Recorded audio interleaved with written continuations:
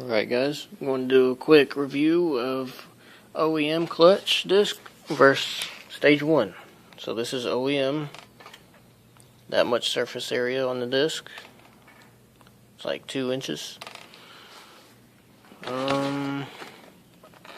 Yeah, so this is about 2.5 inches, almost, yeah, about 2.5, I don't know. Definitely more than original Stage 1. This is right here, should be quite noticeable. Yeah, so definitely you get more surface area, which means more grip. Plus, as you can see, the clutch disc is going to use the whole pressure plate disc compared to the regular one, which only used part of it. So yeah, OEM versus Stage 1. More grip.